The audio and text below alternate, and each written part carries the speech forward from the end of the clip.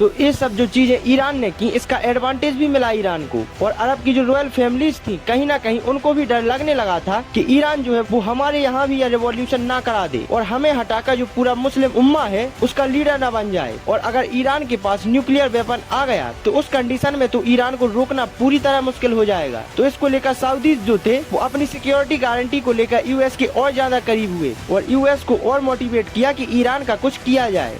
और इसके बाद ईरान ने जो दूसरा काम किया, उसमें शाह के टाइम पर जो यूएस ने ईरान को न्यूक्लियर रिएक्टर दिए थे उनको रिवाइव करना स्टार्ट किया। अब होता क्या है, ईरान के जो साइंटिस्ट थे उन्होंने नतांज और आर्क लोकेशन पर ईरान का जो न्यूक्लियर प्रोग्राम था उसको दोबारा से शुरू किया। पर यहाँ पर ईरान की एक ऑपोजिशन थी, MEK मैक।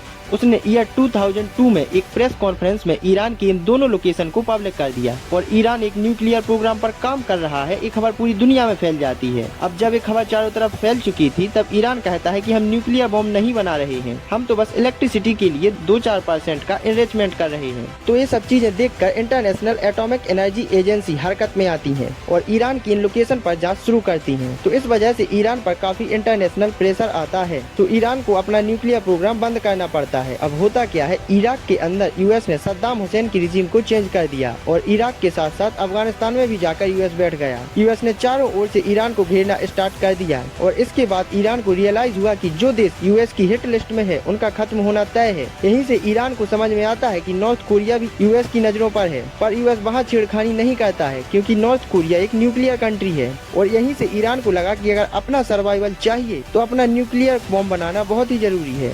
और यहाँ से ईरान समझ गया था कि अपना न्यूक्लियर बनाओ, नहीं तो कभी न कभी सद्दाम की तरह हमारा भी हाल हो सकता है। तो उस टाइम पर जो ईरान के PM महमूद थे, इन्होंने ईरान के पहाड़ों के बीच में छुपाकर न्यूक्लियर एनरिचमेंट दोबारा से शुरू कर दिया। अब ईरान के पास न्यूक्लियर आए, ये यूएस बिल्कुल भी बर्दाश्त नहीं कर सकता था क्योंकि इसके बाद यूएस की धमकियों का ईरान पर कुछ भी असर नहीं पड़ता। इसके बाद ईरान अपना ऑयल कहीं भी बेचे, यूएस अपना प्रेशर नहीं बना सकता था और ईरान यह करेगा तो बाकी गल्फ कंट्रीज भी करेंगी और हो सकता है कि ईरान के पास पावर आए तो मिडिल ईस्ट में ईरान का अच्छा खासा डोमिनेंस बन जाएगा। बाकी गल्फ कंट्रीज ईरान के हिसाब से चलने लगेगी। तो यूएस को यहाँ पर अपने हाथ से पावर जाने का भी डर था।